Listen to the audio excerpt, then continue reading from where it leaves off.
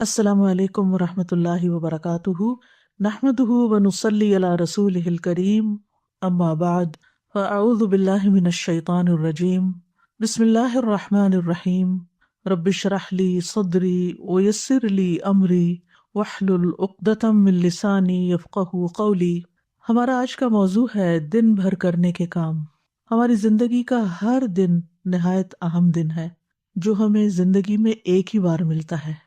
جو دن گزر جاتا ہے وہ قیامت تک ہمیں واپس نہیں ملے گا، اس لیے ہمیں اپنے ہر دن کو سوچ سمجھ کر گزارنا چاہیے، اس سے بھرپور فائدہ اٹھانا چاہیے۔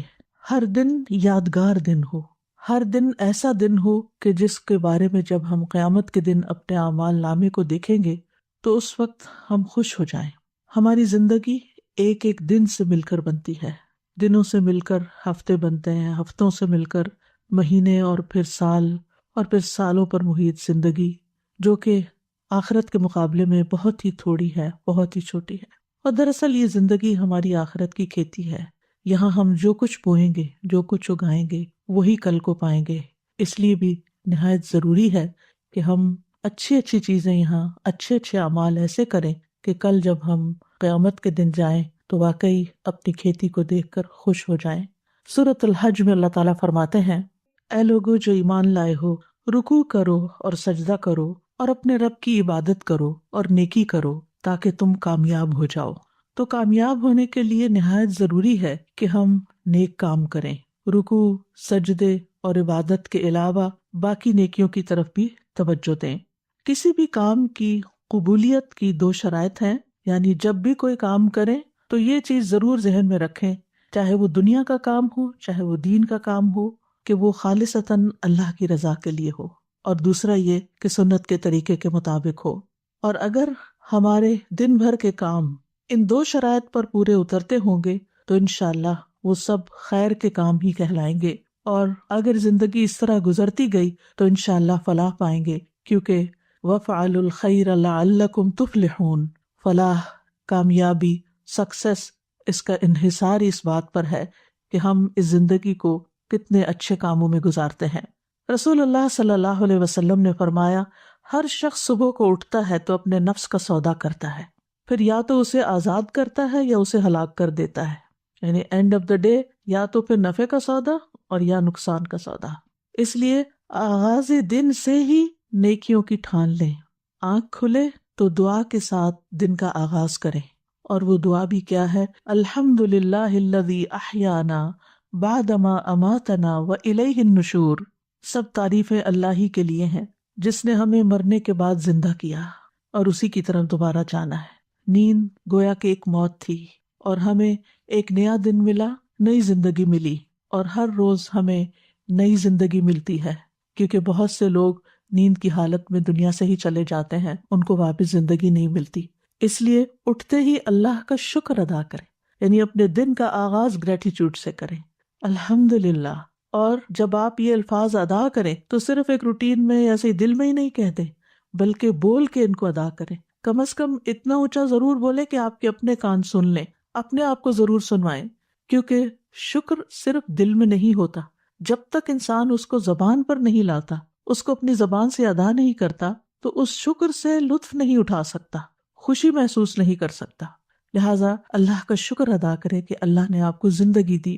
پھر اس کے بعد دن کا آغاز فجر کی نماز سے کریں، اور پھر فجر کی نماز ایک بنیادی پلر ہے۔ اگر ہم دن کا آغاز ایک صحیح طریقے سے کریں گے تو انشاءاللہ عمارت کبھی نہیں گرے گی۔ فجر کی نماز پڑھنے والے کے لیے اللہ کا ذمہ ہے۔ رسول اللہ صلی اللہ علیہ وسلم نے فرمایا، جس نے صبح کی نماز پڑھی وہ شام تک اللہ کے ذمے میں ہے، یعنی اللہ کی حفاظت اور ضمانت میں ہے۔ اللہ نے اسے دنیا اور آخرت میں امن عطا کیا۔ فجر کی نماز میں لمبی تلاوت کریں، وَقُرْآنَ الْفَجْرِ إِنَّ قُرْآنَ الْفَجْرِ كَانَ مَشْهُودًا، اور فجر کا قرآن پڑھیے، بے شک فجر کا قرآن ہمیشہ سے حاضر ہونے کا وقت رہا ہے، اس وقت فرشتے حاضر ہوتے ہیں۔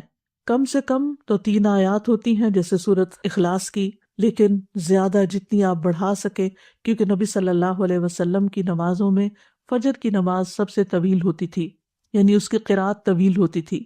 تہجد تو آپ خود اپنے لیے پڑھتے تھے تو وہ تو ویسے ہی طویل ہوتے تھے، رسول اللہ صلی اللہ علیہ وسلم نے فرمایا، کیا تم میں سے کوئی شخص یہ پسند کرتا ہے کہ جب وہ اپنے گھر واپس آئے تو اس میں 3 بڑی فربہ حاملہ اونٹنیاں موجود پائے، یعنی موٹی تازی 3 اونٹنیاں گھر میں کھڑی ہوں؟ ہم نے عرض کی جی ہاں۔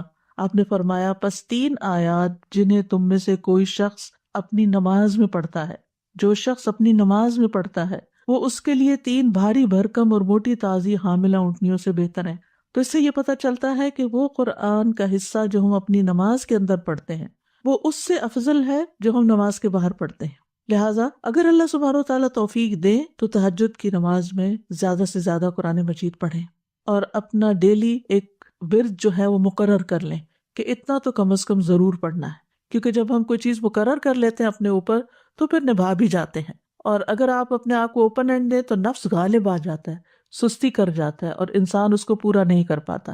اور تہجد میں آپ قرآن مجید کو مصحف سے دیکھ کے بھی پڑھ سکتے ہیں، تو اس میں طویل قرات ہو سکتی ہے۔ ادروائز قرآن مجید کے کچھ حصے یاد کر لیں تاکہ فجر کی نماز جو ہے وہ طویل ہو سکے۔ نبی صلی اللہ علیہ وسلم کسی بھی حالت میں فجر کی سنتیں نہیں چھوڑتے تھے، خواہ صحت مند ہوتے یا مریض ہوتے، سفر میں ہوتے یا مقیم ہوتے، یہ نماز آپ نے کبھی نہیں چھوڑی۔ اس لیے ان سنتوں کا اہتمام کرنا ضروری ہے۔ اگر کسی وجہ سے نماز فرض میں تاخیر ہو رہی ہو، آنکھ دیر سے کھلی، تو آپ دوبارہ سورج نکلنے کے بعد پہلے ان سنتوں کی قضا پڑھیں۔ فجر کی سنتیں دنیا و ما فیہا سے بہتر ہیں۔ آپ صلی اللہ علیہ وسلم نے فرمایا، صحیح مسلم کی روایت ہے، فجر سے پہلے کی 2 رکعتیں دنیا اور جو کچھ اس میں ہے اس سے بہتر ہے۔ آپ سوچئے کہ اگر صرف فجر کی 2 سنتوں کی یہ قدر و قیمت ہے، ان کا یہ مقام ہے کہ دنیا اور جو کچھ دنیا میں ہے سب سے بہتر ہے، تو پھر فرض نماز کا کیا عالم ہوگا اور باقی نمازوں کی کیا قدر و قیمت ہوگی۔ اس لیے کبھی بھی سستی کے مارے یا سفر یا تھکاوٹ یا بیماری میں بھی ان سنتوں کو نہ چھوڑیں۔ اور اگر آپ اس وقت شعور کے ساتھ یہ سنتیں ادا کریں کہ اس وقت دنیا میں جو کچھ ہے، اگر آپ امیجن کر سکیں اس کو، تو میں اس سے بہتر چیز کا سودا کرنے جا رہی، تو انشاءاللہ اس سے آپ کی نماز میں ایک روح بھی آ جائے گی، اور پھر نماز خشوع و خضوع کے ساتھ ادا کرے۔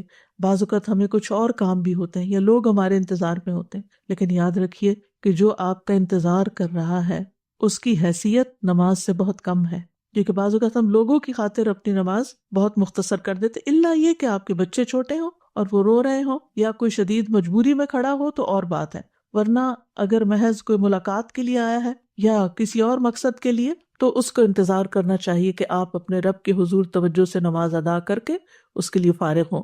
ایک سجدہ جو اطمینان اور خشوع کے ساتھ ادا کیا جاتا ہے وہ زمین کے تمام سونے کے خزانوں سے بھی بہتر ہے، اس لیے محبت کے ساتھ، شوق کے ساتھ سجدہ ادا کریں، کیونکہ جب بھی کوئی سجدہ کرتا ہے تو اللہ سبحانہ و تعالیٰ اس سجدے کے سبب اس کا ایک درجہ بڑھا دیتے ہیں اور اس کے ذریعے ایک خطا مٹا دیتے ہیں۔ تو ایک صحابی نے یہ سوال کیا تھا آپ سے کہ اللہ کے رسول، مجھے آپ ایسے عمل کی خبر دیں جس کے کرنے سے اللہ مجھے جنت میں داخل کر دے، یا یہ کہ اللہ کے نزدیک سب سے پسندیدہ عمل کے بارے میں خبر دیں۔ تو آپ خاموش رہے، پھر انہوں نے پوچھا، پھر خاموش رہے، جب تیسری بار پوچھا تو آپ نے فرمایا کہ تم پر اللہ کے لیے سجدوں کی کثرت لازم ہے، یعنی سجدوں کے ذریعے تم سب سے زیادہ تیزی کے ساتھ اللہ کا قرب حاصل کر سکتے ہو، کیونکہ سجدے میں انسان سب سے زیادہ اللہ کے قریب ہوتا ہے۔ تو زمین پہ صرف ٹھونگے نہ ماری جائے بلکہ بہت توجہ کے ساتھ، بہت جم کے سجدہ کیا جائے۔ نماز ختم ہونے پر اذکار ضرور کریں، اور سب سے پہلا ذکر اللہ اکبر، استغفر اللہ استغفر اللہ استغفر اللہ کے بعد کیا ہے؟ اللہم انت السلام ومنک السلام تبارکت یا ذا الجلال والاکرام۔ اس کو اگر آپ شعور کے ساتھ پڑھتے ہیں تو آپ کے اندر ایک سلامتی کی فیلنگ آتی ہے اور آپ کی وریث اور فکر اور پریشانیاں ختم ہوتی ہیں۔ اس لیے پوری توجہ کے ساتھ یہ دعا پڑھیں۔ پھر اسی طرح جب تک آپ مصلی پہ بیٹھے ہوں گے اور وضو قائم رہے گا تو فرشتے دعا کرتے رہیں گے، کیا؟ اللہم اغفر لہ، اللہم ارحمہ، اے اللہ اس کی مغفرت فرما، اس پر رحم فرما۔ پھر اسی طرح نماز کے بعد 33 بار سبحان اللہ، 33 بار الحمدللہ اور 33 مرتبہ اللہ اکبر، اور 100 کا عدد پورا کرنے کے لیے لا الہ الا اللہ وحدہ لا شریک لہ لہ الملک و لہ الحمد وہو علی کل شیء قدیر پڑھ لیں تو اس کے بارے میں فضیلت یہ ہے کہ اس شخص کے سارے گناہ معاف کر دیے جائیں گے، اگرچہ وہ سمندر کی جھاگ برابر ہی کیوں نہ ہو۔ اور اگر 33 بار پڑھنے کا وقت نہیں تو 10 بار ان تسبیحات کو پڑھ لیں، لیکن تسبیحات پڑھے بغیر نہ اٹھیں، اور تسبیحات ہاتھ پہ پڑھیں۔ مثلا 10 بار پڑھنے کے لیے ہر انگلی پر 2 دفعہ سبحان اللہ پڑھ لیں، اگر 10 بار پڑھنا ہے تو 5 انگلیوں پہ بغیر کسی کنفیوژن کے 10 پورے ہو جائیں گے، کیونکہ دائیں ہاتھ سے پڑھنا افضل ہے۔ اور اسی طرح اگر آپ 33 بار پڑھنا چاہتے ہیں تو آپ ایک دفعہ نیچے سے اوپر کو 3 دفعہ اور دوسری دفعہ اوپر سے نیچے کو 3 دفعہ دائیں ہاتھ پہ پڑھیں، تو اس طرح 30 دفعہ ہو جائے گا، اور پھر ایک دفعہ اور چھوٹی انگلی پر 3 دفعہ مزید پڑھ کے 33 بار ہو جائے گا۔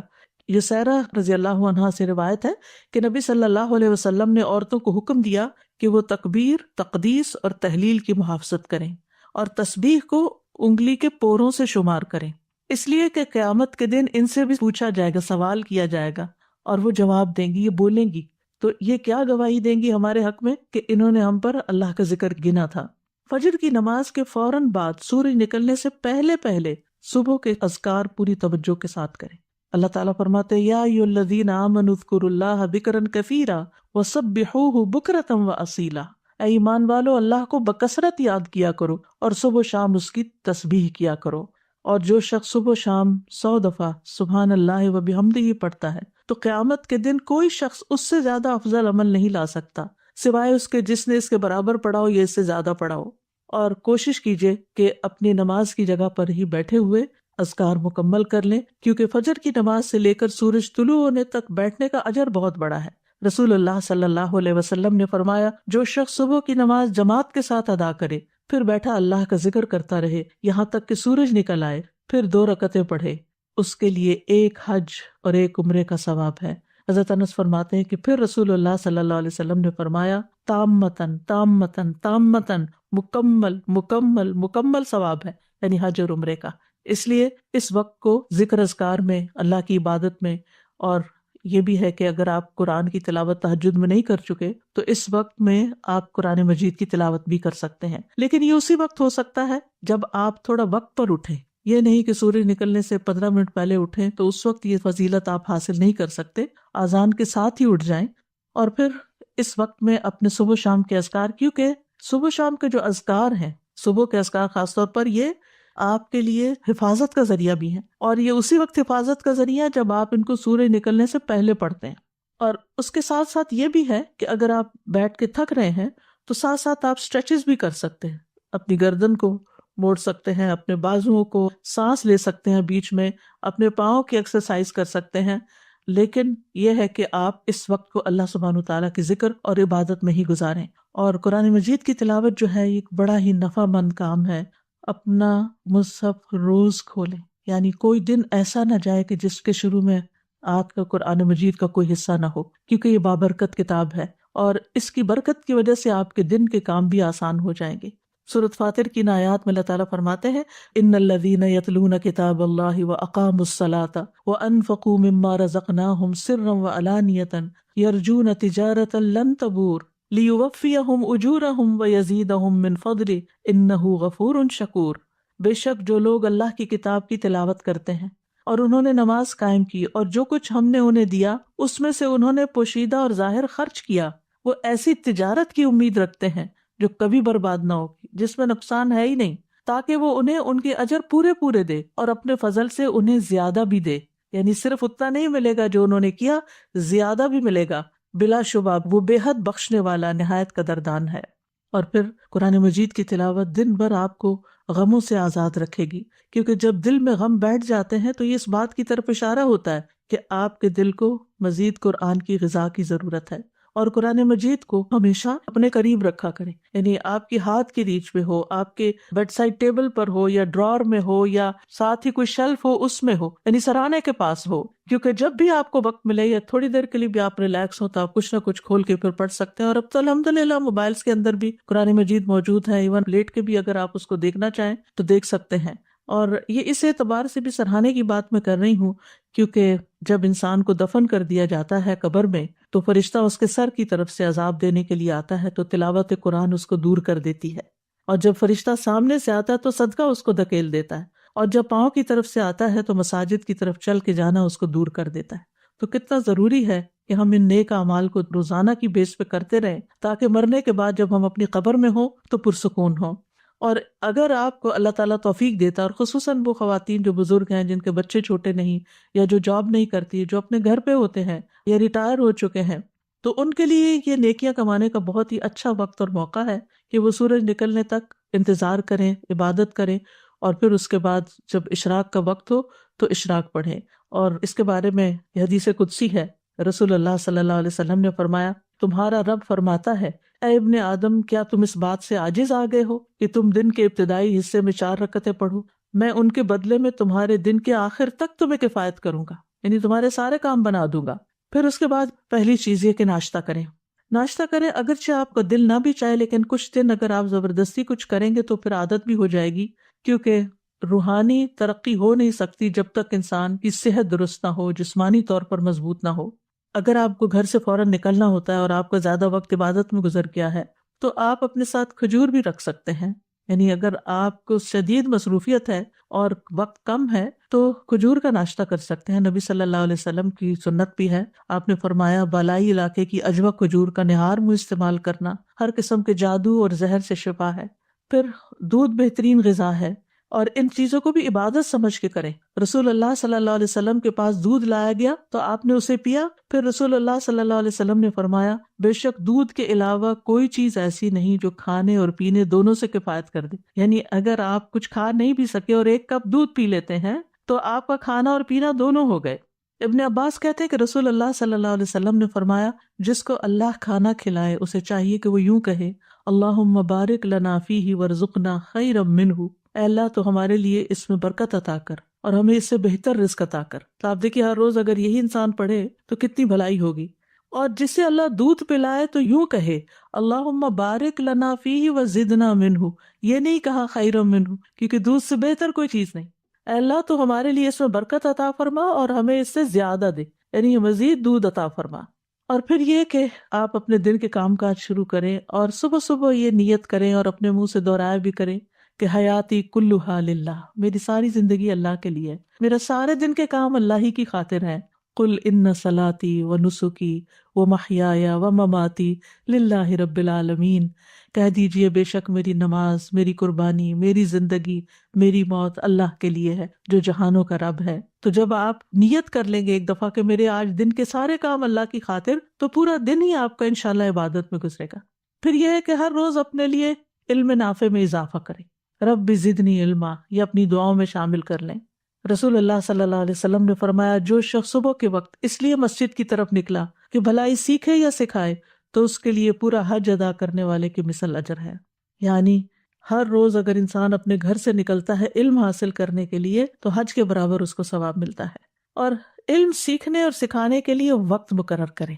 اگر آپ نے کوئی کلاس جوائن کی ہوئی ہے یا اگر آپ آن لائن کلاس لے رہے ہیں تو وہ سب سے بہتر ہے، یعنی چاہے آپ کتنے ہی کورسز کر چکے ہوں، کہیں نہ کہیں اپنے آپ کو باندھ کے رکھیں، کیونکہ اگر آپ نے کہیں کمٹمنٹ نہیں کی تو پھر آپ صرف سوچتے ہی رہ جائیں گے۔ لیکن جب آپ اپنے آپ کو کسی خاص وقت کا پابند کرتے ہیں، کسی خاص کورس کا پابند کرتے ہیں، تو اس سے فائدہ یہ ہوتا ہے کہ پھر آپ پابندی کے ساتھ، روٹین کے ساتھ وہ کام کرتے چلے جاتے ہیں۔ لیکن اس کے ساتھ ہی اپنے لیے سیلف اسٹڈی کا بھی کوئی نہ کوئی وقت مقرر کریں، مثلاً کھانا پکاتے ہوئے کچھ سنیں یا کچھ ساتھ ساتھ پڑھ بھی سکتے ہیں، کتاب وہاں بھی لے جا سکتے ہیں۔ گھر کے کام کاج کرنے کے دوران بھی آپ اپنے علم کا سفر جاری رکھ سکتے ہیں، لیکن اس کے لیے آپ کو مقرر کرنا ہوگا۔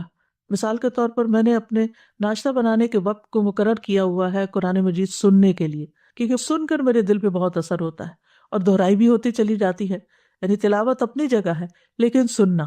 تو آپ بھی اپنے کسی ایک وقت میں جس میں آپ کے ہاتھ مشغول ہیں، آپ خود پڑھ نہیں سکتے، تو آپ اس وقت لسننگ کریں۔ موبائل پہ آپ خاص ایپ لوڈ کر لیں جس میں صرف آپ کی لسننگ ہی ہوتی رہے، یعنی وہاں سے اس کو ہٹائے نہیں، اور اس طرح پورا قرآن مجید جو ہے سن سن کر بھی مکمل کرے۔ یہ بھی علم بڑھانے کا ایک طریقہ ہے، اور خاموشی سے اگر انسان قرآن مجید سنتا ہے تو اللہ تعالیٰ کی رحمت بھی نازل ہوتی ہے۔ اور وقت مقرر کرنے کے بارے میں اس لیے بھی کہوں گی کہ ایک خاتون نبی صلی اللہ علیہ وسلم کی خدمت میں حاضر ہوئی، کہنے لگی، اللہ کے رسول، آپ کی تمام باتیں مردوں نے سیکھ لیں، ہمارے لیے بھی آپ اپنی طرف سے کوئی دن مخصوص کریں جس میں ہم آپ کے پاس آئیں اور آپ ہمیں وہ تعلیمات دیں جو اللہ نے آپ کو سکھائی ہیں۔ تو آپ نے فرمایا کہ فلاں دن فلاں جگہ جمع ہو جاؤ، یعنی جگہ بھی بتا دی اور دن بھی بتا دیا۔ چنانچہ عورتیں جمع ہوئیں، نبی صلی اللہ علیہ وسلم ان کے پاس آئے اور انہیں وہ سکھایا جو اللہ نے آپ کو سکھایا تھا۔ تو اس لیے کسی سے سیکھنا جو ہے یہ بھی ساری زندگی جاری رکھے۔ انسان کسی بھی مقام پر پہنچ جائے تو اس کو سیکھنے کا سفر ختم نہیں کرنا چاہیے۔ امام احمد بن حنبل کے بارے میں آتا ہے کہ بہت بوڑھے بھی ہو چکے تھے، چلنا بھی ان کے لیے مشکل ہو گیا تھا، لیکن جب سنتے کہ شہر میں کوئی عالم آیا ہے تو اپنی قلم دوات اٹھاتے اور چل پڑتے۔ تو ان سے کسی نے پوچھا کہ کب تک آخر آپ یہ علم کی مجالس میں جائیں گے؟ کہا موت تک، یعنی جب تک میری زندگی ہے میں مزید سیکھتا رہوں گا۔ بعض باتیں انسان نے سیکھی بھی ہوتی ہیں لیکن بھول جاتا ہے، ان کو دوبارہ تازہ کرنے کی ضرورت ہوتی ہے، اور اس سے ایمان بھی بڑھتا ہے۔ اپنے دلوں کو ایمان سے سجائیں۔ وَلَٰكِنَّ اللَّهَ حَبَّبَ إِلَيْكُمُ الْإِيمَانَ وَزَيَّنَهُ فِي قُلُوبِكُمْ۔ اپنے آپ کو دیکھا کرے کہ کیا میرے دل میں ایمان کا حسن ہے، خوبصورتی ہے، اور ایمان میں اضافے میں جو چیزیں مددگار ہوتی ہیں وہ ہیں اللہ تعالیٰ کی اطاعت اور پسند کے کام کرنا، امانت کی حفاظت کرنا، سچ بولنا، ایمان کے مزین ہونے کی دعا کرنا، ایمان گھٹانے والے کاموں سے بچنا، چاہے وہ زبان کے گناہ ہو یا ویسے گناہ ہو، اور ایمان والے ساتھی تلاش کرنا، نیک صحبت۔ کال کر سکتے ہیں، آپ بات کر سکتے ہیں، لیکن ان لوگوں سے بات کرنے سے پرہیز کیجیے جو صرف غیبت سنانے والے ہوں یا صرف منفی باتیں کر کے آپ کو پریشان کرنے والے ہوں۔ ان کو کسی کام لگا دیجیے تاکہ وہ آپ کو نشانہ نہ بنائے، آپ کو ڈسٹ بن نہ بنائے کہ وہ صرف اپنے مسائل ہر وقت آپ کے سر پہ ڈالتے رہیں اور آپ ان کی وجہ سے پریشان رہیں، چاہے وہ آپ کے رشتہ داروں میں سے ہوں، چاہے وہ آپ کی اولاد میں سے ہوں، چاہے آپ کے والدین میں سے ہوں، چاہے آپ کے بہن بھائیوں میں سے ہوں، کیونکہ یہی قریبی رشتے ہوتے ہیں جو بعض اوقات ہمارے لیے آزمائش بن جاتے ہیں، اور ان کی زندگی میں مسائل ہوتے ہیں، وہ جب بات کرتے ہیں وہ کسی نہ کسی کی شکایت کرتے ہیں، کسی نہ کسی کی غیبت کرتے ہیں، کوئی شوہر کی کر رہا ہے اور کوئی بچوں کی کر رہا ہے اور کوئی بہن بھائیوں کی کر رہا ہے اور کوئی کسی رشتہ دار کی، کوئی نیبر کی۔ تو اس چیز سے آپ نے پوری طرح بچنا ہے۔ آپ ان کو کسی ایسے کام لگا سکتے ہیں، علم سیکھنے سکھانے کے کام میں، کسی ویلفیئر کے کام میں، کسی کی خدمت کے کام میں، کہ جس سے ان کی زندگی میں خوشی آئے اور دھیان بٹے، اور وہ ہر وقت آپ سے اس قسم کی باتیں نہ کریں۔ اور اگر وہ نہیں باز آتے تو ان کو آپ اچھے طریقے سے سمجھا بھی سکتے ہیں کہ یہ کام آپ کے اور میرے دونوں کے ایمان کے لیے بھی درست نہیں اور ہماری آخرت کے لیے بھی درست نہیں۔ ایک دفعہ شاید ان کو یہ بات کڑوی لگے، لیکن یہ ہے کہ آئندہ کے لیے وہ سنبھل جائیں گے۔ پھر اسی طرح یہ ہے کہ قلبی طہارت کے ساتھ ساتھ اپنی جسمانی طہارت کا بھی روزانہ اہتمام کریں۔ اپنے جسم، ناخن، بدن، ان تمام چیزوں کے بارے میں فکر مند رہیں۔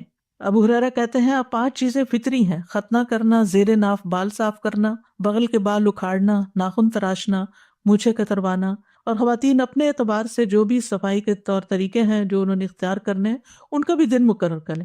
مثلاً اگر آپ نے ہر فرائیڈے مقرر کر رکھا ہے یا ہر سنڈے مقرر کر رکھا ہے، اگر آپ اپنی پرسنل ہائیجین کے لیے ٹائم فکس کر لیں گے تو انشاءاللہ آپ کو مشکل نہیں ہوگی۔ لیکن باقی ڈیلی نمازوں میں وضو کرتے ہوئے اچھی طرح اپنے آپ کو صاف کریں، ساتھ مسواک کریں۔ رسول اللہ صلی اللہ علیہ وسلم دن یا رات میں جب بھی سو کے اٹھتے تو وضو سے پہلے مسواک کیا کرتے تھے۔ آپ فرماتے ہیں اگر مجھے یہ ڈر نہ ہوتا کہ میں مومنوں پر مشقت ڈال دوں گا تو میں انہیں ہر نماز کے وقت مسواک کا حکم دیتا۔ تو آپ اپنے وضو کی جگہ پر مسواک رکھ دیجئے۔ اگر مسواک کرنا آپ کو مشکل لگتا ہے ہر وقت تو ایک دفعہ دن میں کم از کم پراپر مسواک کریں، اور باقی اوقات میں ٹوتھ برش کے ساتھ بھی آپ اپنے دانتوں کو ہلکا پھلکا پھیر کے یہ کام کر سکتے ہیں۔ حضرت سمرہ سے مرفوعاً روایت ہے، رسول اللہ صلی اللہ علیہ وسلم نے فرمایا اپنے منہ کو مسواک کے ساتھ پاک رکھو کیونکہ یہ قرآن کا راستہ ہے۔ تو اپنے منہ کی صفائی اور اپنی زبان کی صفائی اور اپنے گلے کی صفائی، ان چیزوں کا بھی خاص خیال رکھیں۔ اور پھر وضو کے بعد دعا پڑھنا نہ بھولیں۔ اپنے ڈیلی کے کاموں میں اگر آپ کو یاد نہیں رہتا تو کہیں لکھ کے لگا لیں۔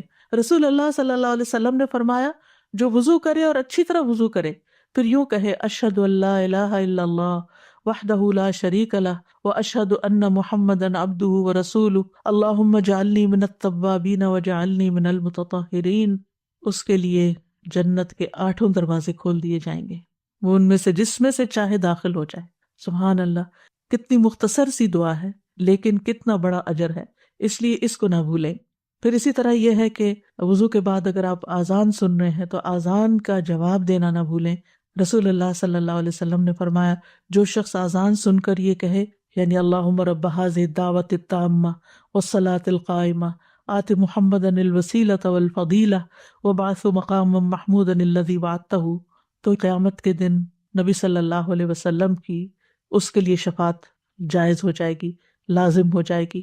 حلت لہ شفاعتی یوم القیامہ، یعنی جو آذان کے بعد کی دعا پڑھے گا نبی صلی اللہ علیہ وسلم کی شفاعت پائے گا۔ اور اسی طرح وہ دعا کی قبولیت کا وقت ہوتا ہے، اس وقت کے لیے دعا سوچ رکھے کہ میں نے کیا دعا مانگنی۔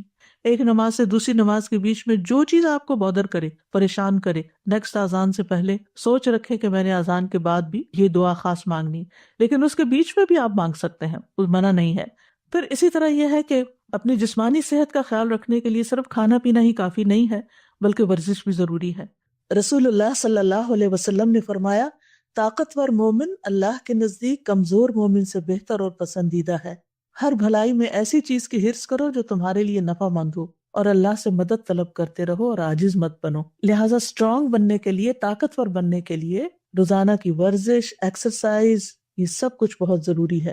آپ بریدنگ ایکسرسائز کریں، آپ اسٹریچز کریں، آپ واک کریں، اور اس میں 7 اذکار شامل کر لیں، یعنی اس ٹائم پر انسان اپنے اذکار مقرر کر لیں، جیسے تسبیحات ہیں، درود شریف ہے، استغفار ہے۔ واک کرتے وقت یہ سب پڑھنا بہت آسان بھی ہوتا ہے، اور واک بھی بورنگ نہیں ہوتی، وہ آسان ہو جاتی ہے۔ اور پھر اگر ایک وقت میں آپ کو زیادہ ٹائم نہیں ملتا واک کرنے کا، 2 منٹ کر لیجئے، 5 منٹ کر لیجئے، ایک تسبیح کی دیر میں کر لیجئے۔ دن میں کئی دفعہ 5 منٹ بھی اگر آپ کریں گے تو انشاءاللہ اس سے آپ کا جسم مضبوط رہے گا۔ اور پھر یہ کہ جسمانی مضبوطی کے ساتھ ساتھ اپنی جذباتی صحت کا بھی ضرور خیال رکھیں، اور جذباتی صحت کے لیے ضروری ہے کہ اللہ پر توکل ہو، اللہ سے محبت ہو، اللہ سبحانہ وتعالیٰ کے ساتھ ایک تعلق ہو، دل ہی دل میں اللہ کو پکاریں، اس کو یاد کریں، اور اس سے محبت پر خوش ہو جائیں۔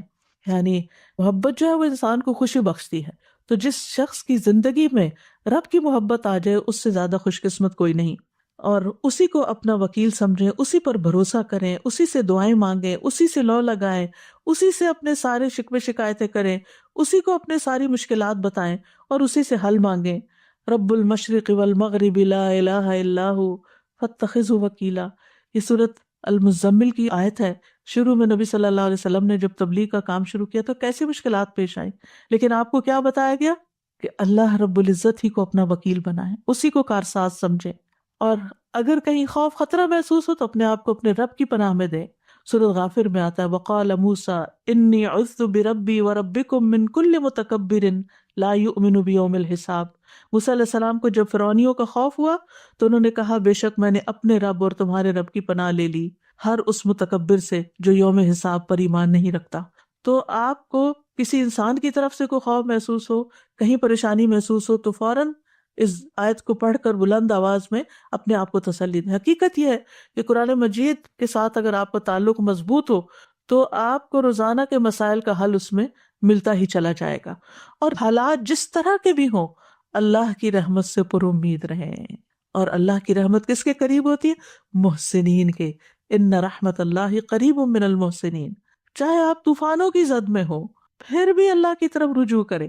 موسیٰ علیہ السلام کی قوم پریشان ہو گئی، آگے سمندر تھا اور پیچھے فرعون تھا، تو موسیٰ علیہ السلام نے کہا، قال کلا ان معی ربی سیہدینی، ہرگز نہیں، پریشانی کی بات ہی نہیں، بے شک میرے ساتھ میرا رب ہے، وہ ضرور مجھے راستہ بتائے گا۔ اسی طرح کام کاج کے دوران غور و فکر جاری رکھیں، ذکر جاری رکھیں، اللہ سے دل دل میں باتیں کرتے رہیں، دعائیں کرتے رہیں۔ اگر ممکن ہو تو دن میں قیلولہ ضرور کریں۔ دوپہر میں کچھ دیر آرام کرنے کو قیلولہ کہتے ہیں، لیکن اس سے مراد گہری نیند سونا نہیں ہے، بلکہ ہلکی سی نیند لینا ہے۔ اگر 10 سے 15 منٹ تک کے لیے بھی آنکھیں بند کر کے خاموش لیٹ جائیں اور ہلکی سی نیند لے لیں تو اس سے آپ انرجیٹک ہو جاتے ہیں۔ رسول اللہ صلی اللہ علیہ وسلم نے فرمایا، قیلولہ کرو، شیطان قیلولہ نہیں کرتے۔ حضرت انس کہتے ہیں کہ ام سلیم نبی صلی اللہ علیہ وسلم کے لیے چمڑے کا فرش بچھا دیتی تھیں، اور آپ صلی اللہ علیہ وسلم ان کے ہاں اسی پر قیلولہ کرتے تھے۔ عربی کا مشہور مقولہ ہے، تغدى تمدى ولو لقمتين تعشى تمشى ولو قدمين۔ دوپہر کا کھانا کھاؤ تو لیٹ جاؤ اگرچہ 2 لقمے ہی کھاؤ، رات کا کھانا کھاؤ تو چہل قدمی کرو اگر 2 قدم ہی چلو۔ عقل مند لوگ قرآن مجید میں ان کو بتایا گیا، الذین یذکرون اللہ قیاما وقعودا وعلی جنوبہم وَيَتَفَكَّرُونَ فِي خَلْقِ السَّمَاوَاتِ وَالْأَرْضِ رَبَّنَا مَا خَلَقْتَ هَذَا بَاطِلًا سُبْحَانَكَ فَقِنَا عَذَابَ النَّارِ۔ کون ہے عقل مند لوگ؟ وہ جو کھڑے، بیٹھے اور لیٹے اللہ کو یاد کرتے رہتے ہیں، اور آسمانوں اور زمین کی پیدائش میں غور و فکر کرتے ہیں، اور کہتے ہیں، اے ہمارے رب، تو نے یہ سب کچھ بے مقصد پیدا نہیں کیا، تو پاک ہے، ہمیں آگ کے عذاب سے بچا۔ اور خاص طور پر جب آپ کچن میں کام کر رہے ہوں، کوکنگ کر رہے ہوں، اس وقت روزانہ روزانہ کوشش کریں کہ آگ کے عذاب سے پناہ کی دعا کریں، کیونکہ وہاں آگ قریب ہوتی ہے تو انسان کے پھر دل سے دعا نکلتی ہے، یعنی اس سے بہتر موقع کوئی نہیں ہوتا کہ جب انسان آگ سے بچنے کی دعا کرے۔ تو کہنے کا مطلب یہ ہے کہ ذکر صرف مصلے پر نہیں ہوتا، ذکر چلتے پھرتے اٹھتے بیٹھتے کام کاج کرتے آپ کی زبان اللہ کے ذکر سے تر رہے، اور کیونکہ اللہ کا ذکر جو ہے کثرت سے کرنا کامیابی کا باعث ہے۔ سورۃ انفال میں آتا ہے وَاذْكُرُوا اللَّهَ كَثِيرًا لَعَلَّكُمْ تُفْلِحُونَ، اور اللہ کو بہت زیادہ یاد کرو تاکہ تم فلاح پاؤ۔ الا بذکر اللہ تطمئن القلوب، سن لو اللہ ہی کی یاد سے دل اطمینان پاتے ہیں۔ اور سب سے افضل ذکر کیا ہے؟ لا الہ الا اللہ، خصوصاً جب دل گھبرائے تو کثرت سے پڑھے لا الہ الا اللہ۔ اس کا یہ مطلب نہیں کہ صرف ایک تسبیح کر کے رکھ دے، اٹھتے بیٹھتے بھی لا الہ الا اللہ، اللہ اکبر، الحمد للہ، اللہ تیرا شکر ہے، سبحان اللہ، استغفر اللہ، یہ زبان پہ جاری ہوتے رہنے چاہیے تاکہ جب موت کا وقت آئے تو ذکر کرنے میں، لا الہ الا اللہ پڑھنے میں کوئی مشکل نہ ہو۔ پھر اسی طرح لا حول ولا قوت الا باللہ، رسول اللہ صلی اللہ علیہ وسلم نے حضرت ابو ہریرہ سے فرمایا لا حول ولا قوت الا باللہ زیادہ پڑھا کرو، یہ جنت کے خزانوں میں سے ایک خزانہ ہے، یعنی جنت میں اگر آپ کو خزانے چاہیے تو لا حول کی کثرت کر دیں۔ کثرت سے توبہ استغفار بھی کرنی چاہیے، کیونکہ استغفار سے رحمت کے دروازے کھلتے ہیں، دنیا کی ساری مشکلات حل ہوتی ہیں، اور پھر مسلسل استغفار گناہوں کو مٹاتا ہے، رزق کو کھینچ لاتا ہے، اولاد میں خیر و بھلائی ہوتی ہے، اور اللہ تعالیٰ دنیا کی نعمتیں بھی کثرت سے دیتے ہیں، جیسے کہ سورۃ نوح میں آتا ہے کہ آسمان سے بارشیں بھی برسے گی، مال اور بیٹوں سے بھی تمہاری مدد ہوگی، اور اگر مال میں کمی ہے یا بیٹوں کی طرف سے پریشانی ہے تو وہ بھی اللہ تعالیٰ دور کرے گا، اور تمہیں باغات عطا کرے گا، تمہارے لیے نہریں جاری کر دے گا۔ مغرب کی نماز کے بعد بھی اللہ سبحانہ تعالیٰ کا ذکر کرے۔ حدیث میں آتا ہے رسول اللہ صلی اللہ علیہ وسلم نے فرمایا جو شخص لا الہ الا اللہ وحدہ لا شریک لہ لہ الملک ولہ الحمد یحیی و یمیت وہو علی کل شیء قدیر مغرب کے بعد 10 مرتبہ پڑھے گا، اللہ تعالیٰ اس کی حفاظت کے لیے اسلحہ بردار فرشتے بھیجے گا جو صبح تک اس کی شیطان سے حفاظت کریں گے۔ پھر یہ ہے کہ دن بھر کے کاموں کو آپ آرگنائز کر کے کریں، یعنی اپنے آپ کو جتنا آپ ڈسپلن کریں گے اتنا ہی آپ کا دن زیادہ پروڈکٹیو ہوگا۔ وقت کا بہتر سے بہتر استعمال کریں۔ رسول اللہ صلی اللہ علیہ وسلم نے فرمایا 2 نعمتیں ایسی ہیں جن کے بارے میں اکثر لوگ خسارے میں ہیں، ایک تندرستی اور دوسرے فراغت۔ بہت سے لوگ بہت سی چیزیں سوچتے ہیں لیکن کر نہیں پاتے، اور جب کرنے لگتا ہے تو تھوڑی دیر میں دھیان ادھر ادھر ہو جاتا ہے اور پھر ہر چیز بکھر جاتی ہے، اینڈ آف دا ڈے انسان کہتا ہے میں نے تو کچھ کیا ہی نہیں، اور پریشانی پر پریشانی بڑھتی چلی جاتی ہے۔ اور چونکہ ہر انسان کی زندگی میں کوئی نہ کوئی امتحان ہوتا ہے، پریشانی ہوتی ہے، تو بعض اوقات انسان اس پریشانی میں اتنا مغلوب ہو جاتا ہے کہ جو بھی اس نے اپنے کام سوچے ہوتے وہ سارے ایک طرف رکھ کے کوئی ذہنی تفریح کا سامان کر لیتا ہے۔ اور آج کل تو بہت بڑا فتنہ ہے کہ موبائل ہمارے ہاتھ میں ہے، کوئی ڈرامہ لگا لیتا ہے اور کوئی گانا سننا شروع کر دیتا ہے، اور کوئی کسی طرح کی بھی ویڈیو دیکھ کے ایک کے بعد ایک شروع ہو جاتی ہیں، اور اس طرح جو کرنے کے کام ہے وہ سارے دھرے کے دھرے رہ جاتے ہیں۔ تو اس چیز کے بارے میں آپ نے بہت کانشیس ہونا ہے، کیونکہ انسان اگر ان چیزوں میں پڑا رہے تو چھوٹی چھوٹی پریشانیاں اس کو ڈسٹریکٹ کر سکتی ہیں، اور چھوٹی چھوٹی خوشیوں کا حصول اس کو ڈسٹریکٹ کر سکتا ہے، تو پھر انسان کا ایک دن بھی ضائع ہوا تو سمجھے اس نے بہت بڑا نقصان کیا۔ اور یہ کہانی سبھی کی ہے کسی نہ کسی طرح، اس لیے کارآمد اور نتیجہ خیز دن گزارنے کے لیے ضروری ہے نمبر 1 اپنے پورے دن میں جو کام آپ بے مقصد کرتے ہیں ان پہ غور کریں، ان کی لسٹ بنائیں کہ کون سے کام فضول کے کام ہیں جن کے بغیر بھی گزارا ہو سکتا ہے یا اس سے بہتر کام بھی ہے، تو اپنے وقت کو گھٹیا کاموں میں نہیں گزاریں، بہتر کاموں میں گزاریں۔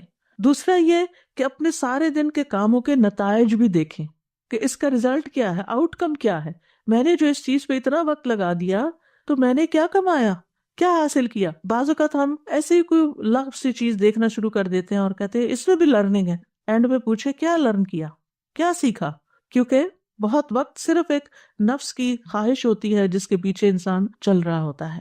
نمبر 3 اپنے مقصد پر نظر رکھیں کہ میرا کسی بھی کام کے کرنے کے پیچھے مقصد کیا ہے، یہ کام میں کیوں کر رہا ہوں۔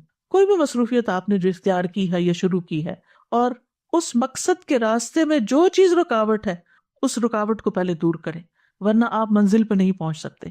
چوتھی چیز یہ کہ اپنے اہم اور ضروری کاموں کو متعین کریں، یہ چیزیں میری زندگی میں بہت امپورٹنٹ ہیں جنہیں میں نے کرنا ہے، اور ان کو لکھ لیں باقاعدہ، یعنی اپنی پرائرٹی لسٹ بنائیں، اہم ترین کاموں کو لکھ لیں۔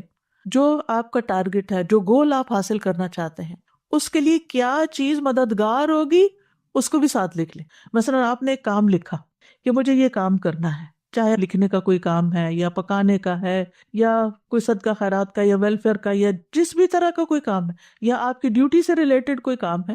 تو ویسے تو سارے کام بڑے اہم لگ رہے ہوتے ہیں، لیکن اہم ترین کاموں کو ٹاپ پرائرٹی پر رکھیں کہ یہ مجھے پہلے کرنا ہے اور کس طرح کرنا ہے وہ بھی ساتھ پلان کریں. اور پانچویں چیز یہ ہے کہ اپنے مقصد کو حاصل کرنے کے لیے فوکسڈ رہیں، کیونکہ بہت سے لوگ سب کچھ کر لیتے ہیں لیکن جب کام شروع کرتے ہیں تو اس پہ فوکس نہیں کرتے، لہٰذا کام ختم نہیں ہوتا. رکاوٹ آتی ہے تو اس کو دور کریں، سولوشن نکالیں، حل نکالیں. اور اگر ایک طریقے سے آپ کا ٹارگٹ حاصل نہیں ہوا تو کوئی دوسرا طریقہ اختیار کریں. امید کے ساتھ کام کریں، مایوس نہ ہو، کیونکہ یہ نہیں ہوتا کہ جو چیز ہم سوچیں وہ ویسے ہی ہو بھی جائے. بعض اوقات ہو جاتی ہے اور بعض اوقات نہیں بھی ہوتی. اور چھٹی بات یہ ہے کہ سستی سے بچیں اور کاموں کو لٹکائیں نہیں، اچھا بعد میں صحیح، اچھا کل صحیح، اچھا صبح صحیح. اور ساتویں بات یہ کہ جب روٹین نہیں ہوتی تو پھر بہت سے کام چھوٹ جاتے ہیں. اپنی ڈیلی روٹین سیٹ کریں. آپ سمجھیں کہ آپ کے دن کے 24 گھنٹے آپ کے پاس 24 باکسز ہیں. آپ دیکھیں کہ آپ نے ہر گھنٹے میں اس باکس کے اندر کیا ڈالا ہے. کوئی فائدے کی چیز ڈالی یا کوئی بیکار سٹفنگ کی ہے یا کوئی کوڑا کرکٹ ڈال دیا. اور قیامت کے دن جب آپ جا کے وہ باکس کھولیں گے تو آپ کو پتہ چلے گا کہ یہ گھنٹہ بھی بیکار تھا اور یہ بھی یہ میں نے کیوں کیا. اس وقت پھر پریشان ہونے کا فائدہ نہیں. تو اگر آپ امیجنری باکسز بھی بنا لیں یا آپ اپنے کسی کاغذ کو لے کے اس پہ 24 خانے ڈال کے اپنا ٹائم ٹیبل بنائیں اور ٹائم لکھ لیں، جس ٹائم سے آپ شروع کریں گے وہیں پہ جا کے ختم ہوگا. آپ شیٹ کے اوپر سارے خانے، جو نیند کا ٹائم ہے اس کو آپ الگ کر لیں اور باقی جو بیداری کے ٹائم ہے ان کو آپ لکیر لگا کے ہر گھنٹے کا کام لکھیں کہ اس گھنٹے میں مجھے کیا کرنا ہے. اگر آپ وہ لکھ لیں گے تو پھر کوشش کریں کہ اس گھنٹے میں وہی کام کریں، کوئی اور نہ کریں، الا یہ کہ کوئی بہت بڑی ایمرجنسی ہو تو پھر اس کام کو کسی اور کام کے ساتھ آپ ملا سکتے ہیں.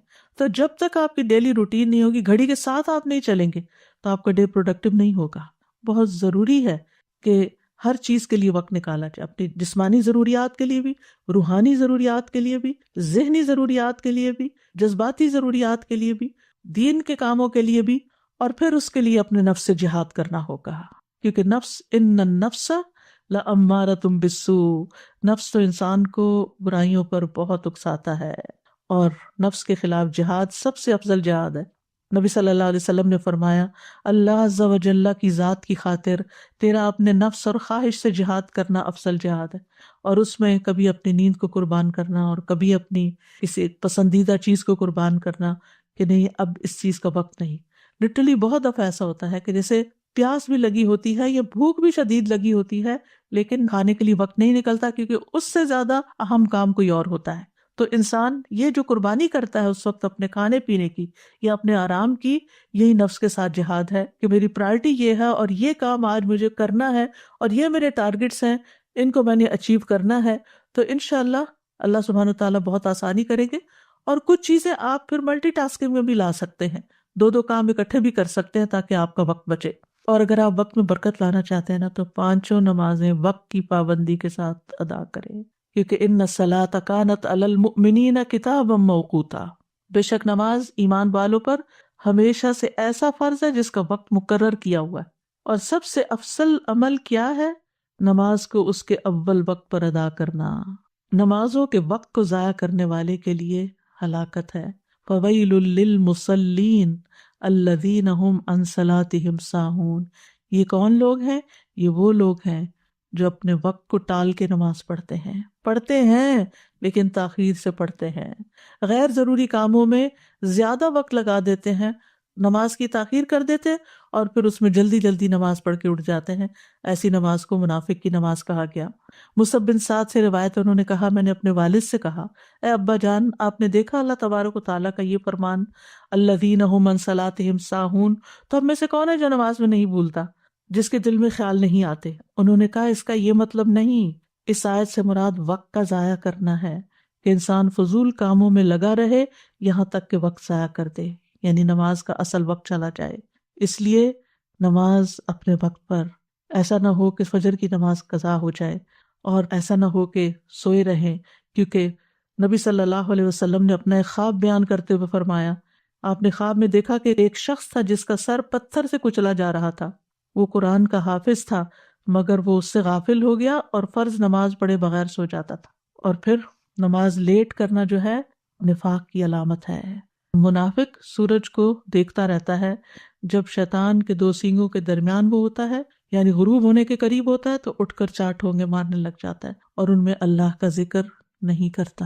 یعنی کہ جو منافقوں کے بارے میں قرآن مجید میں آتا ہے وَلَا يَأْتُونَ الصَّلَاةَ إِلَّا وَهُمْ كُسَالَىٰ، کہ وہ نماز سستی کر کر کے پڑھتے ہیں، دیر سے پڑھتے ہیں، دنیا کے کاموں سے تھک کے پھر نماز پڑھتے ہیں اور اس میں کوئی خشوع و خضوع نہیں ہوتا۔ نماز جو ہے قبر میں بھی ساتھ ہوگی، حفاظت کرے گی، نماز بندے کی حفاظت کرے گی، لیکن کس کی نماز؟ وہ جو اپنی نمازوں کی حفاظت کرتا ہے۔ وَالَّذِينَ هُمْ عَلَىٰ صَلَاتِهِمْ يُحَافِظُونَ، بندے کو جب قبر میں رکھا جاتا ہے اور لوگ قبر میں دفنا کے جاتے ہیں تو جانے والوں کے زمین پہ جو جوتوں کی آواز آتی ہے وہ بھی سنتا ہے۔ اگر وہ مومن ہوتا ہے تو نماز اس کے سر کی طرف آ جاتی ہے، روزہ دائیں طرف، زکوٰۃ بائیں طرف، دیگر نیک کام اس کے پاؤں کی طرف آ جاتے ہیں۔ تو جب سر کی طرف سے فرشتہ عذاب دینے کو آتا ہے تو نماز اس کو روک دیتی ہے، اور اسی طرح باقی نیکیاں بھی۔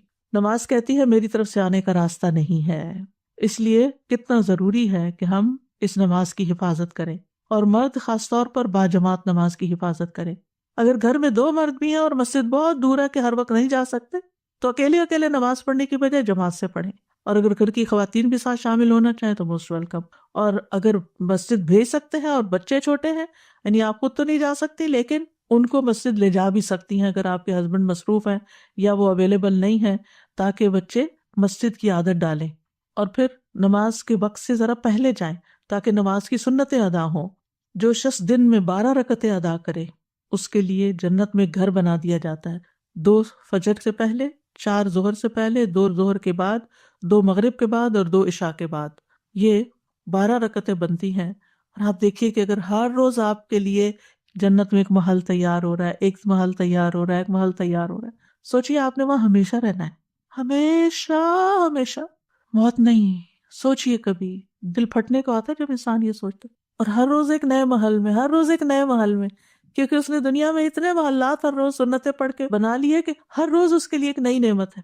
یہ وہ چیزیں جن کی دنیا میں لوگ تمنا کرتے ہیں، لیکن دنیا میں یہ سب کچھ نہیں مل سکتا۔ دن کی 12 رکعتیں ادا کرنے میں زیادہ سے زیادہ کتنا ٹائم لگ جائے گا؟ آدھا گھنٹہ۔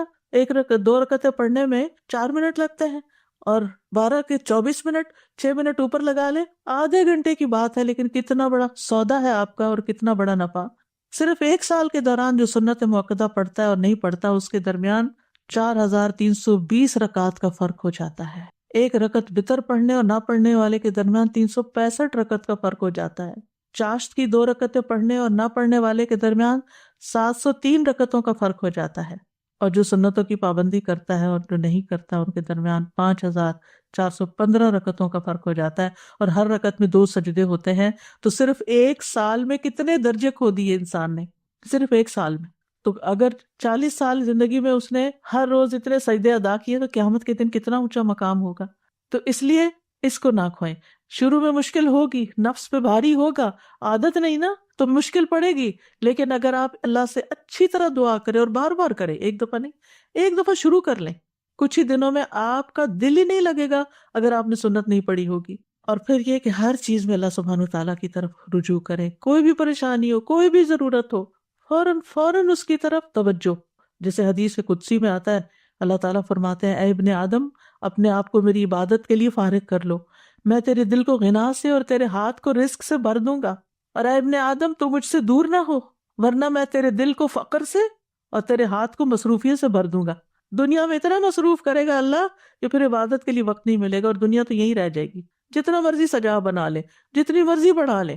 اور پھر یہ کہ ہر کام عبادت سمجھتے ہوئے کریں، ہر کام، جیسے کھانا پکانا، لانڈری کرنا، گھر کی صفائی کرنا، برتن دھونا، یہ ساری کی ساری چیزیں عبادت ہیں، کیونکہ آپ دوسروں کی خدمت کر رہے ہیں، اور اس میں کبھی بھی کسی پہ احسان نہ جتائیں، نہ اپنے بچوں پہ، نہ شوہر پہ، نہ کسی اور پہ۔ اور پھر یہ کہ نیکیوں میں سبقت لے جائیں، آگے بڑھیں، یعنی جو لوگ نیک کام میں جلدی کرتے ہیں اولئک یسارعون فی الخیرات وہم لہا سابقون، جو لوگ نیک کاموں میں جلدی کرتے ہیں یہی ان میں آگے نکلنے والے ہیں۔ کوشش کریں کہ نیکی کے ہر کام میں حصہ ڈالیں۔ ابو ہریرہ کہتے ہیں رسول اللہ صلی اللہ علیہ وسلم نے فرمایا، آج تم میں، یعنی دن بھر کے کرنے کے کام ہے نا، اسی مناسبت سے یہ حدیث سنا رہی ہوں، آپ نے فرمایا آج تم میں سے کس نے روزے کی حالت میں صبح کی؟ ابو بکر رضی اللہ عنہ نے عرض کیا میں نے۔ آپ نے فرمایا آج تم میں سے کس نے مریض کی عیادت کی؟ ابو بکر رضی اللہ عنہ نے کہا میں نے۔ آپ نے فرمایا تم میں سے کس نے جنازے میں شرکت کی؟ ابو بکر رضی اللہ عنہ نے کہا میں نے۔ آپ نے پوچھا کس نے مسکین کو کھانا کھلایا آج؟ حضرت ابو بکر نے کہا میں نے۔ مروان کہتے ہیں مجھے معلوم ہوا کہ اس پر نبی صلی اللہ علیہ وسلم نے فرمایا کہ جب کسی شخص میں ایک دن میں یہ ساری خصلتیں جمع ہو جائیں، یعنی یہ سارے کام وہ ایک دن میں کر لے، دن بھر کرنے کے کاموں میں اگر یہ موقع مل گئے اور اس نے کر لیے، وہ جنت میں ضرور داخل ہوگا۔ کتنی بڑی بات ہے۔ لیکن بعض اوقات ہمیں پتہ بھی ہوتا ہے، اور پھر مردوں کے لیے خاص طور پہ جنازہ پڑھنا، تو اس میں ایک جنازے کا جو ثواب ہے 2 قرات کے برابر، قرات جو ہے وہ پہاڑ برابر ہوتا ہے۔ تو جب ایک صحابی کو دیر سے یہ حدیث پتہ چلی تو وہ ہاتھ ملنے لگے، یعنی پچھتانے لگے کہ ہم نے اتنے کی رات ضائع کر دی ہے، کتنے مواقع تھے۔ بہت سے لوگ حرم جاتے ہیں، وہاں جنازہ پڑھنے کا وقت بھی ہوتا ہے، لیکن اس کو نکل پڑتے ہیں، تو کتنے منٹ لگتے، چند اور منٹ۔ دعا یاد کر لے انسان اور بخشش کرتا رہے، اور جب دوسروں کے لیے آپ کریں گے تو کوئی آپ کے لیے بھی کرے گا۔ پھر یہ کہ نیکیوں کے کام کرنے کے ساتھ ساتھ گناہوں سے ضرور بچیں، یعنی نافرمانی کے کاموں سے بچیں، یہ بھی کرنے کا کام ہے۔ جہنم کو سامنے رکھے نا انسان تو گناہوں سے بچ سکتا ہے۔ جہنم کی حقیقت جب سمجھ آ جاتی ہے نا انسان کو، تو زندگی کا رخ بدل جاتا ہے، زندگی تبدیل ہو جاتی ہے۔ تو اس لیے اچھے کام بھی کریں، لیکن ساتھ برائیوں سے بچے بھی ضرور، یعنی ایسے کام نہ کریں کہ جس سے لوگوں کو اذیت ہو، دوسروں کو اریٹیٹ نہ کریں، نیگ نہ کریں، کوئی ایسا کام نہ کریں کہ جس سے دوسرا آپ سے بیزار ہونے لگے۔ اور اس کے لیے کرائیٹیریا، جو اپنے لیے پسند نہیں وہ دوسرے کے لیے بھی نہ کریں۔ پھر یہ ہے کہ اللہ کی محبت کی خاطر، اللہ کے چہرے کی خاطر یہ کام کیا کریں کہ لوگوں سے اچھے اخلاق سے پیش آئیں، کیونکہ میزان میں سب سے بھاری نیکی اچھا اخلاق ہوگا، اور اس میں سب سے پہلے اپنے والدین کو خوش کریں، ان کی پیشانی چومیں، ان کے چھوٹے چھوٹے کام کریں، ان کے ساتھ جو بھی نیکی کر سکتے ہیں زندگی میں کریں، اور اگر فوت ہو چکے ہیں تو ان کے لیے صدقہ خیرات کرتے رہیں، دعائیں کرتے رہیں، ان کی زندگی میں بھی اور مرنے کے بعد بھی۔ رب ارحمہما کما ربیانی صغیرا، رب ارحمہما کما ربیانی صغیرا، اے میرے رب ان پہ رحم فرما جیسے انہوں نے مجھے بچپن میں شفقت سے پالا تھا۔ سب کے لیے خیر کا باعث بنے، خصوصاً گھر والوں کے لیے، اور اس خیر میں صرف ان کی دنیا بنانا ہی نہیں ہے، ان کی آخرت کی بھی فکر کریں۔ یعنی بعض اوقات ہم لوگ خود دین کی طرف آ جاتے ہیں لیکن گھر والوں کو بھول جاتے ہیں۔ پھر اسی طرح یہ ہے کہ کسی کے سوال سے تنگ نہ ہو، چاہے بچہ ہی کوئی چیز مانگ رہے ہیں یا ویسے کوئی سوال پوچھ رہے ہیں، آپ سے پوچھے جا رہے ہیں تو پریشان نہ ہو، یا کوئی اور آپ سے مسئلہ پوچھ لیتا ہے تو ڈانٹے نہیں۔ وَأَمَّا السَّائِلَ فَلَا تَنْهَرْ، کیونکہ بعض اوقات یہ ہوتا ہے جو والدین بزرگ گھر میں ہو وہ ایک ہی بات بار بار پوچھتے ہیں، یا آپ کے ہسبینڈ نے ایک ہی چیز روز پوچھنے شروع ہو جاتے ہیں، تو اس پر آپ کو غصہ آ جاتا ہے کہ کل بھی بتایا تھا پھر آج وہی بات پوچھ رہے ہیں۔ تو اس لیے بہتر یہ ہے کہ اس وقت اپنے آپ کو کنٹرول کر لیں، یا جواباً سوال کر دیں کہ آپ کا کیا خیال ہے، آپ ذرا سوچیں، ذہن پہ زور ڈالیں، کیونکہ بعض اوقات وہ صرف بات بڑھانے کے لیے آپ سے وہی بات پوچھ لیتے ہیں جو پہلے بھی پوچھی ہوتی ہے۔ تو سوال سے تنگ نہیں ہونا، بچہ کچھ مانگ رہا ہے تو تنگ نہیں ہونا، شٹ اپ کال نہیں دینی کہ چپ ہو جاؤ تو میرا سر کھا گئے ہو، میں فارغ ہو کے دوں گی، نہیں، اپنا کام روک دیں، جا کے اس کی ضرورت پوری کر دیں اور پھر آگے بڑھیں۔ جہاں بھی بیٹھیں، کھانے کی ٹیبل پہ بھی بیٹھیں، خیر پھیلانے والے ہوں، مبارک بن جائیں، کن مبارکن اینما کنتا، جہاں بھی ہو مبارک بنے۔ اور وہ کیسے؟ ابن قیم کہتے ہیں آدمی کی برکت یہ ہے کہ جہاں بھی مقیم ہو خیر کی تعلیم دے، اچھی بات زبان سے نکالیں، اچھی بات کریں۔ اسی لیے نبی صلی اللہ علیہ وسلم کھانے میں نقص نہیں نکالتے تھے۔ ہو سکتا ہے آپ کو پسند نہ ہو لیکن دوسرے کو بھی آپ بدمزہ کر رہے ہیں کھانے کی شکایت کر کر کے۔ اور بچوں کی تربیت کے لیے کھانا کھانے کا وقت بہترین وقت ہے جب ان کے ساتھ بیٹھ کر آپ ان کو کوئی اچھی بات بتا سکتے ہیں، لیکن اللہ کی خاطر اس وقت ان کی کھچائی نہ شروع کرنے کے دن بھر کے بعد اب ہاتھ آئے ہیں۔ بہت سے لوگ کھانے کی میز پہ بیٹھ کے ان کا حساب کتاب شروع کر دیتے ہیں اور ان کے سارے دن کا جو کام کاج ہے ان کا محاسبہ شروع کر دیتے ہیں، اور اس طرح سارے گھر والوں کا کھانا جو ہے وہ بدمزہ کر دیتے ہیں۔ اس سے بھی بچنا چاہیے۔ پھر پڑوسیوں کی خبر گیری کریں، ان کے کھانے پینے کا خیال رکھنا۔ نبی صلی اللہ علیہ وسلم نے فرمایا اے ابو ذر، جب تم سالن پکاؤ تو شوربہ زیادہ کر لو، پڑوسی کی خبر گیری کرو۔ یعنی کسی بھی طرح اپنے اپنے کلچر کے مطابق آپ پڑوسی کا، اپنے دوستوں کا خیال رکھ سکتے ہیں۔ مریض کی عیادت اگر جا نہ سکیں، جیسے کووڈ پیشنٹس کا وزٹ نہیں کر سکتے، فون پر عیادت کر لیں، میسج کر لیں، کیونکہ یہ بھی نیکی کے کاموں میں سے ایک ہے اور آج کل یہ نیکی کمانے کا بہت موقع ہے۔ پھر سلام کو گھر میں بھی عام کریں، باہر بھی اور گھر میں۔ یعنی میک شور کہ صبح اٹھتے ہی گھر والوں کو سلام کریں، بچوں کو سلام کریں، بچے آپ کو سلام کریں، مرد گھر سے باہر گیا نماز پڑھنے کے لیے، واپس آئے سلام کریں، اگر وہ نہ کرے تو آپ سلام کریں اور حال بھی ضرور پوچھیں، کیا حال ہے آپ کا، کیسی رات گزری. بس اتنا سا جملہ ان کا دل بڑھا دے گا، اس سے محبتوں میں اضافہ ہوتا ہے. اور سلام کرنا بخشش کا باعث ہے. رسول اللہ صلی اللہ علیہ وسلم نے فرمایا بے شک بخشش کو لازم کرنے والے امور سلام کو عام کرنا اور اچھی طرح گفتگو کرنا ہے. یعنی آپ سلام کر رہے ہیں، سلامتی کی دعا دے رہے ہیں، گھر والے سلامت ہوں گے تو آپ کا بھی دل سکون میں ہوگا، اور ساتھ آپ کی اپنی بخشش ہو رہی ہے. کر سلام رہے اور آپ کے گناہ معاف ہو رہے ہیں. آتے جاتے چلتے پھرتے گھر میں سلام کرتے رہیں. بچوں کو بھی خود سلام کریں کہ ان کو عادت ہو جائے. پھر گھر والوں کے کاموں میں ان کی مدد بھی کریں. اور یہ عورتوں مردوں دونوں کے لیے ہے، بڑوں کے لیے چھوٹوں کے لیے. حضرت عائشہ سے اسود نے پوچھا کہ نبی صلی اللہ علیہ وسلم اپنے گھر میں کیا کرتے تھے؟ انہوں نے کہا کہ نبی صلی اللہ علیہ وسلم اپنے گھر کا کام کاج کیا کرتے تھے اور ان کی خدمت کرتے تھے. جب نماز کا وقت ہوتا تو کام چھوڑ کر نماز کے لیے چلے جاتے. ایک اور روایت میں ہے کسی نے پوچھا کہ آپ گھر میں کیا کرتے تھے؟ کہا کہ وہ بھی انسانوں کی طرح انسان تھے، وہ اپنے کپڑوں کو صاف کرتے، بکری کا دودھ دو لیتے، اپنے کام خود کر لیتے تھے، یعنی نبی صلی اللہ علیہ وسلم. تو پھر بیٹوں کو بھی عادت ڈالنی چاہیے یا مردوں کو بھی کہ گھر والوں کے ساتھ تعاون کریں، اور اگر ان کے پاس وقت بالکل نہیں تو گھر والوں کی مدد کے لیے کچھ نہ کچھ انتظام کریں. نبی صلی اللہ علیہ وسلم نے فرمایا تم میں سے بہتر وہ ہے جو اپنے گھر والوں کے لیے بہتر ہو، اور تم سب کی نسبت میں اپنے گھر والوں کے لیے بہتر ہوں.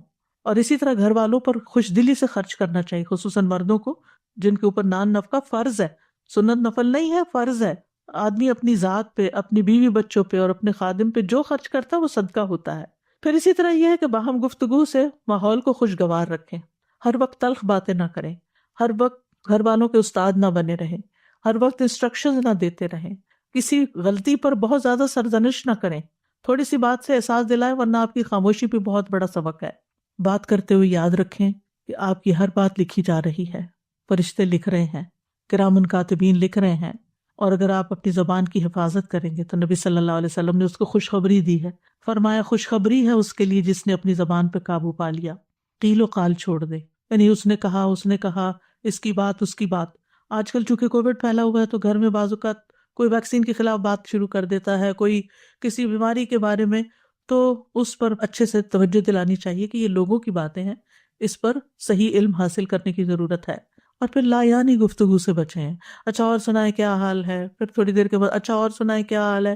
یہ جملہ بول بول کے لوگوں سے بیکار کی باتیں نہ کروائیں. رسول اللہ صلی اللہ علیہ وسلم نے فرمایا انسان کے اسلام کی خوبی یہ ہے کہ وہ بے فائدہ چیزوں کو چھوڑ دے، اور بعض اوقات وہ بے فائدہ چیزیں اذیت والی بھی بن جاتی ہیں دوسرے کے لیے. بعض اوقات ہم دوسرے کی بات کاٹ دیتے ہیں تو اس سے دوسروں کو تکلیف پہنچتی ہے. پھر یہ کہ ان چھوٹے چھوٹے گناہوں کے ازالے کے لیے کثرت سے صدقہ کریں. قرآن مجید میں آتا ہے کہ مرنے کے بعد میت کیا چاہے گی؟ رب لولا اخرتنی الی اجل قریب فاصدق، اے میرے رب تو نے مجھے قریبی مہلت کیوں نہ دی کہ میں صدقہ کرتا. اہل علم کہتے ہیں میت صدقے کا اس لیے کہتی ہے کیونکہ موت کے بعد وہ صدقہ کا بہت بڑا فائدہ دیکھتی ہے کہ صدقہ کرتا تو میرے لیے آج کتنی خوشیاں ہوتی ہیں. لہٰذا کثرت سے صدقہ کریں. اور خواتین کو تو خصوصاً نبی صلی اللہ علیہ وسلم نے صدقے کی تلقین کی، اور اس کے لیے کوئی ضروری نہیں ہوتا کہ آپ ہر روز کو مال کا بہت بڑا پورشن صدقہ کریں. تھوڑا تھوڑا بھی کرنا، پھر کبھی کوئی کھانے کی چیز کرنا، کبھی اگر کوئی لینے والا نہیں بھی ہے تو آپ کوائن باکس رکھیں گھر میں، ایسی جگہ پر اپنے روز کا صدقہ ڈالتے رہیں، اور پھر اکٹھا بھی آپ مسجد جائیں یا کہیں جائیں تو وہاں جمع کرا سکتے ہیں. پھر خاص طور پر فقراء اور مساکین جو آپ کے اپنے خاندان میں ہیں یا آپ کے جان پہچان کے لوگوں میں ہیں، ان کے بارے میں فکر مند ہو اور اکٹھا کر کے ان کو بھی آپ بھیج سکتے ہیں. رسول اللہ صلی اللہ علیہ وسلم نے فرمایا مسلمان کا وہ مال کتنا عمدہ ہے جس میں سے کسی مسکین، یتیم اور مسافر کو دیا جائے. اور اسی طرح زائد ضرورت چیزیں جو ہیں گھر میں ان کو بھی نکالتے رہیں، ضرورت مندوں تک پہنچاتے رہیں، اور اس طرح دوسروں کے دل خوش کرتے رہیں. نبی صلی اللہ علیہ وسلم نے فرمایا مومن کو خوش کرنا، اس کا قرض ادا کرنا، اس کی ضرورت پوری کرنا، اس سے کسی مصیبت کو دور کرنا افضل اعمال میں سے ہے. یعنی کسی کا دل آپ خوش کر دیں گے تو آپ نے بہترین کام کیا. پھر اسی طرح بات بات پہ غصے سے بچیں، ناراض ہونے سے بچیں، ایٹیٹیوڈ دکھانے سے بچیں، قطع رحمی سے بچیں، چھوٹی چھوٹی باتوں پر بہت بڑا ری ایکشن ظاہر نہ کریں، دوسروں کو معاف کرنے والے بنیں. فاصفح الصفح الجمیل، صبر جمیل کے ساتھ ہی الصفح الجمیل آتا ہے. قرآن مجید میں آتا ہے ایمان والو تمہاری بیویوں اور بچوں میں سے، ازواج کا لفظ آتا ہے، بیوی شوہر دونوں کے لیے ہو سکتا ہے، بعض تمہارے دشمن ہے، سو ان سے ہوشیار رہو، اور اگر تم معاف کر دو اور درگزر کرو تو بے شک اللہ بھی بے حد بخشنے والا نہایت رحم والا ہے۔ لہٰذا بہت ضروری ہے کہ ہم گھر والوں کی غلطیاں معاف کر کے دل صاف کرتے رہیں۔ فرمایا تمہارے مال اور تمہاری اولاد تو محض ایک آزمائش ہے، اور جو اللہ کے پاس ہے واللہ عندہ اجر عظیم، اور اللہ کے پاس بہت بڑا اجر ہے۔ کسی پر ظلم کرنے سے بچیں، مظلوم کی آہ سے بچیں، مظلوم کی بد دعا عرش تک جاتی ہے، چاہے وہ آپ کا بچہ ہی کیوں نہ ہو۔ دل کی سختی سے بچیں، کیونکہ محروم ہے وہ شخص جس کی نماز میں خشوع نہیں اور وہ روتا نہیں۔ کوشش کریں دن کی کسی نہ کسی نماز میں آپ کو رونا ضرور آئے۔ پھر اسی طرح برے خیالات اور بدگمانیوں سے بچیں، خود بھی سکون میں رہیں گے، دوسروں کے لیے بھی سکون کا باعث ہوں گے۔